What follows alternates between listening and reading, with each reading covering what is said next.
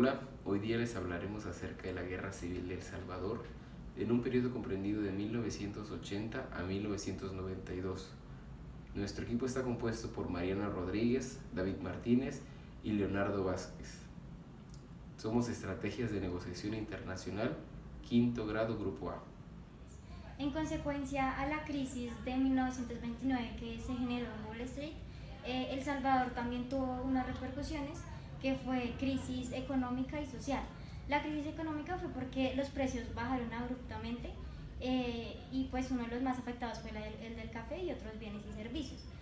Y el de la crisis social fue porque se paró, por decirlo así, las vías ferroviarias y todo lo que tiene que ver con esto, y lo que generó fue despidos de personas. Bueno, las negociaciones comienzan en 1980 entre el gobierno y el Frente de Liberación Nacional Farabundo Martí. En 1984, en la ciudad de La Palma, El Salvador, comienza la primera reunión que tiene el gobierno y el Frente Nacional.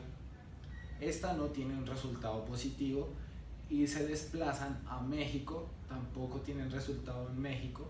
En Costa Rica en 1986 tampoco obtienen el resultado deseado, hasta que en 1989 la ONU interviene en Nueva York y las partes acuerdan un proceso de paz, la cual genera en 1992 el acuerdo y la paz benéfica. Posteriormente, luego las negociaciones de 1992 entre el Frente Martí y la Alianza Republicana, se llegaron a una serie de resultados. Podemos destacar la creación de la Policía Nacional, también la creación de la Academia para la Seguridad Pública, las modificaciones tanto en las Fuerzas Armadas como en la Procuraduría General de Justicia, y también se creó el Fondo Económico, el Fondo Social, pero lo más importante es la creación de la Procuraduría General para los Derechos Humanos. Principalmente el conflicto fue un conflicto coercitivo, y este comenzó cuando el general Martínez derrocó al Estado para él posicionarse en el poder. Si bien su gobierno fue un gobierno autoconservador, provocó que múltiples campesinos se rebelaran debido a las faltas de inseguridad y las pocas oportunidades que tenían.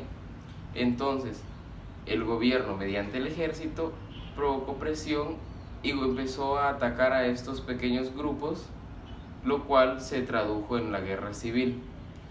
Al verse esto desde una perspectiva nacional, principalmente en ciudades y países como México, Colombia y Venezuela, decidieron que en 1989 la Organización Nacional de las Naciones Unidas interviniera para que se creara el Acuerdo de Paz en México. En 1931, con el golpe de Estado, sale a la presidencia el general Maximiliano Hernández Martínez y El Salvador tiene un cambio político a extrema derecha y régimen militar. El detonante de este conflicto fue el asesinato a Monseñor Óscar Romero el 24 de marzo de 1980. Él era reconocido por luchar a toda costa contra los derechos humanos. De hecho, él tuvo un doctorado en 1979 sobre los derechos humanos. Un día antes de su muerte, el 23 de marzo, él hizo un llamado a las fuerzas militares del salvadoreño, diciéndoles que debía prevalecer la ley de Dios, que era no matar. Esto pues ellos lo tomaron como un tipo de amenaza, ya que Monseñor tenía, por decirlo así, mucha fanaticada, era muy importante en cuanto a la población pues, de El Salvador, y ellos lo tomaron, como ya les dije, pues de forma negativa.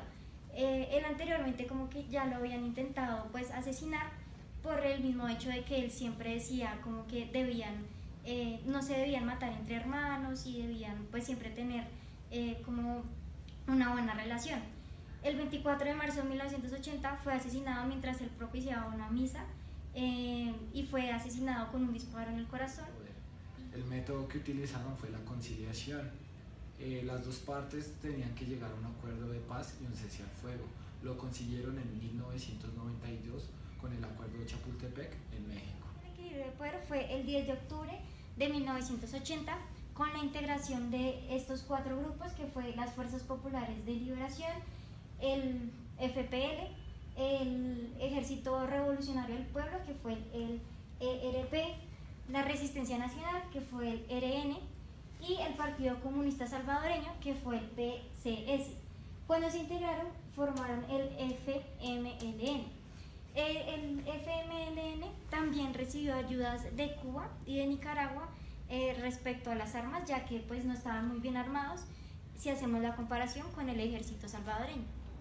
El 16 de enero de 1992, la conservadora Alianza Republicana Nacionalista y el Frente Farabundo Martí para la Liberación Nacional se sentaron a dialogar acerca de cómo terminar un conflicto armado que dejó más de 70.000 muertos y 8.000 desaparecidos. Gracias a la intervención de los gobiernos de Colombia, España, México, Venezuela y a la Organización Nacional de las Naciones Unidas, en México, precisamente en el Castillo de Chapultepec, se firmó el Acuerdo de Paz contra la Guerra Civil de El Salvador. El conflicto manifiesto es en 1931 cuando se produce el golpe de Estado en El Salvador. Esto deja una crisis tanto social y económica en el país. Económica porque a partir de la crisis del 29 en la bolsa de valores cae el precio en varios commodities, y social porque varias personas pierden su empleo. Además de eso, durante la guerra en los periodos de 1931 a 1980 hay conflictos que superan los más de 300.000 muertos. El conflicto oculto fueron como una serie de sucesos que se dieron pues a lo largo de la historia pues antes de iniciar la guerra civil. Fueron 5, entonces el primero es la desigualdad social que había, que era básicamente que El Salvador producía el 80% y solamente el 10% era para el pueblo.